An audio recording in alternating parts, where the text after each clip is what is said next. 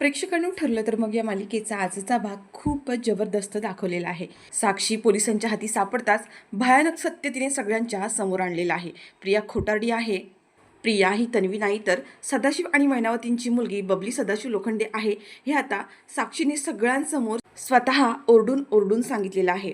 आणि त्याचबरोबर साक्षी आणि सचिनचं अफेअर होतं हे हे प्रियाला माहीत असताना सुद्धा प्रियाने ह्या सगळ्या गोष्टी लपवून ठेवल्या आणि त्याच्यामुळे आता साक्षीसोबत प्रियासुद्धा जेलमध्ये जाणार आहे।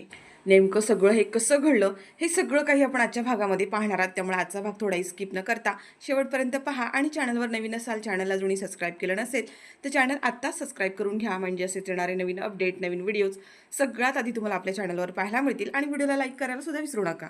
तर इकडे जसे सचिनला आता साक्षीकडून पैसे मिळतात तसा सचिन हा आता इथे साक्षीला धोका देणार असतो आणि त्याने साक्षीच्या विरोधात एक प्लॅनसुद्धा तयार केलेला आहे। साक्षीला महिपतच्या घरी पाठवून आता सचिन इथे गोडाऊनात स्वतःला साक्षीने किडनॅप केलेल्याचा आव आणतो।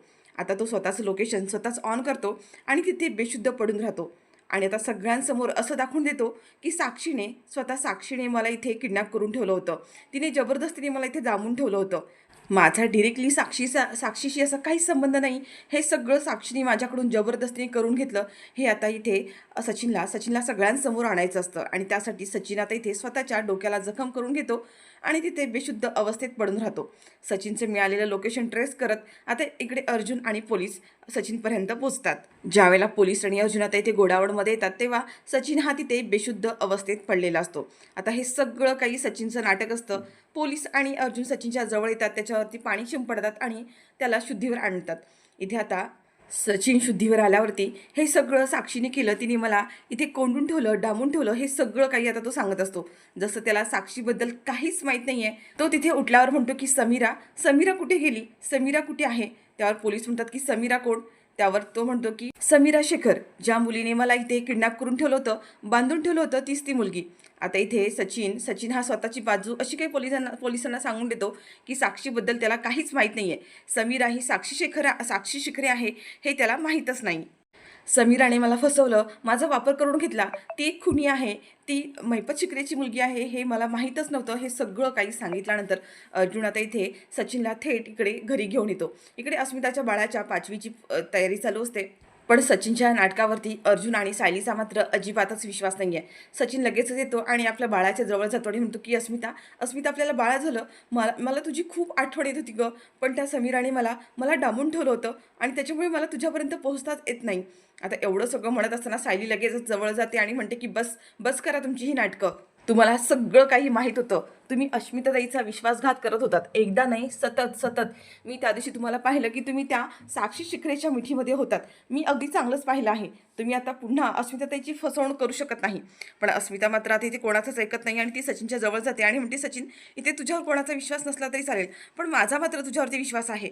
मला माहिती आहे त्या साक्षी शिखरेनेच तुला घोळत घेतलं असेल आणि तिनेच तुला फसवलं असेल, मला माहिती आहे तू असा मुलगा नाहीच आहेस, त्या साक्षीनेच तुला फसवलं ना, असं म्हणत आता अस्मिता सचिनच्या जवळ जाते आणि पुन्हा एकदा ती सचिनवरच विश्वास ठेवते। इकडे अर्जुन आणि सगळेजण तिला समजवण्याचा खूप प्रयत्न करतात, पण मात्र आता अस्मिता कोणाचाच ऐकत नाही आणि आता सचिनसुद्धा म्हणत असतं की हो, ती साक्षी शिखरे आहे हे मला अस्मिता अजिबातच माहीत नव्हतं, तिने मला फसवलं, पण माझी चूक झाली, पुन्हा माझ्याकडून अशी चूक होणारच नाही। पण आता तिकडे सचिनने जो ट्रॅप रचला आहे त्या ट्रॅपमध्ये मात्र साक्षी पूर्णपणे अडकलेली आहे। सचिनचं आता इथे काम झालेलं असतं, सचिनला हवे तेवढे पैसे मिळालेले असतात आणि त्याच्यामुळे सचिनने स्वतःहून साक्षीला यामध्ये सगळ्यामध्ये अडकवलंय आणि ती पोलिसांच्या हाती लागावी, हा सगळा काही सचिनचाच प्लॅन असतो। सचिननेच पोलिसांना टीप दिलेली असते की ती महिपत शिखरेंच्या घरी लपून बसलेली आहे आणि त्याच वेळेला आता अर्जुन आणि पोलीस जाऊन तिथे त्यांनी साक्षीला सुद्धा अटक केलेली आहे। आता साक्षीला सुद्धा कळलं की सचिनने आपल्याला फसवलं, त्याने आपला गैरवापर करून घेतला आणि आपल्याला या सगळ्यामध्ये अडकवलेलं आहे। इथे अर्जुन आता साक्षी आणि सचिन दोघांना सुद्धा अस्मिताच्या समोर उभं करतो आणि त्यानंतर अस्मिता मात्र आता सचिनला म्हणते तू खोटारडा आहेस, तू मला फसवलंस, पैशांसाठी माझ्यासोबत प्रेमाचं नाटक केलंस आणि हे सगळं काही ती आता अस्मिता समोर सांगत असते। आणि त्याच वेळेला समोर आता इथे साक्षीला प्रिया सुद्धा दिसते। आता त्याच वेळेला साक्षी आता सगळ्यांसमोर खूप मोठ्या सत्याचा उलगडा करते। प्रिया आता तिथून साक्षीच्या नजरेआड जाण्याचा प्रयत्न करत असते. पण त्याच वेळेला साक्षी म्हणते की प्रिया थांब, प्रिया थांब, तुझं सत्य आज मी सगळ्यांच्या समोर सांगणार आहे. ही खोटारडी मुलगी, मी मी मी जर सगळ्यामध्ये अडकले ना तर तुला सुद्धा मी सोडणार नाहीये. कारण तुझ्यामुळे आज माझ्यावरती ही वेळ आलेली आहे. प्रिया म्हणते की माझा माझा ह्याच्याशी काय संबंध? आणि साक्षी तू जिवंत आहेस हे आम्हाला माहीतच नव्हतं. म्हणजे तू सगळ्यांना फसवलंस. आणि ती प्रिया आता जसं काही तिला काहीच माहीत नसल्याचं आवणत असते. आणि त्यावर साक्षी म्हणते की बस बस कर प्रिया तुझी नाटकं. मी जिवंत आहे हे तुला माहीत नव्हतं. बघा बघा ही कशी नाटकं करतीये. मी जिवंत आहे हे सगळ्यात प्रियाला माहीत झालं होतं. सगळ्यात पहिलं तिने मला पाहिलं होतं. ती या सगळ्यामध्ये मला मदत सुद्धा करत होती. नागराज काका आणि प्रिया हे दोघांनाही माहीत होतं मी जिवंत आहे. आणि या दोघांनीच मला मदत केलेली आहे. आणि आणखीन एक सांगू, सचिनचं आणि अस्मिताचं लग्न झालेलं आहे हे सुद्धा मला ह्या प्रियाने सांगितलं होतं. मला प्रियाकडूनच कळलं की ज्या मुलासोबत तुझं अफेअर आहे तो ऑलरेडी लग्न झालं आहे आणि त्याची बायको अस्मिता आहे म्हणून. म्हणजे हे सगळं प्रियाला माहीत असताना सुद्धा तिने तुमच्या सगळ्यांपासून लपून ठेवलेलं आहे. ही मुलगी एक नंबरची खोटारडी आहे.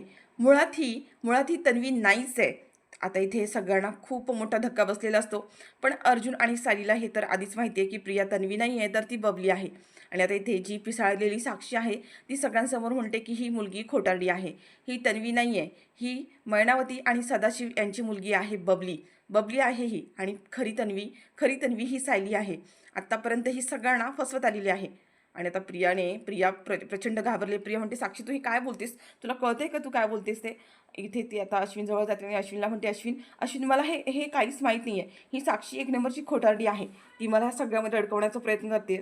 अश्विन मला खरंच माहीत नव्हतं की ही साक्षी जिवंत आहे ते. साक्षी म्हणत असते की बस कर प्रिया तुझी नाटकं, बस झाली तुझी नाटकं. ह्या अर्जुन आणि सायलीला विचारा खरी तन्वी कोण आहे ते. आता इथे साक्षीने सगळ्यांसमोर खूप मोठा सत्याचा उलगडा केला आहे. ते म्हणजे प्रिया खोटारडी आहे पण सायली तन्वी असल्याचं सत्य तिने सगळ्यांसमोर आणलेलं आहे. आता अर्जुन म्हणत असतो की साक्षी बोलते ते खरं आहे, कारण प्रिया ही तन्वी नाहीच आहे आणि तिच्या विरोधात आमच्याकडे पुरावे सुद्धा आहेत. आणि आता अर्जुन त्याच्याकडे असलेले सगळे पुरावे इथे पोलिसांना देतो. आणि त्यानंतर मात्र आता इथे पोलिसांनी प्रिया आणि साक्षी दोघांना सुद्धा अटक केलेली आहे. साक्षीने पोलिसांची दिशाभूल केली. पण साक्षी जिवंत असल्याचं प्रियाला माहीत असताना सुद्धा प्रियाने सगळ्यांपासून लपून ठेवलं आणि ती आत्तापर्यंत साक्षीला मदत करत आली. आणि सोबतच आता इथे सचिनला सुद्धा अटक झालेली आहे. कारण सचिनने सुद्धा या सगळ्यामध्ये साक्षीचा प्रचंड गैरवापर करून घेतलेला असतो. तिच्याकडून पैसे घेतलेले असतात. हे सगळं साक्षीने आता इथे पोलिसांना सांगितलेलं आहे.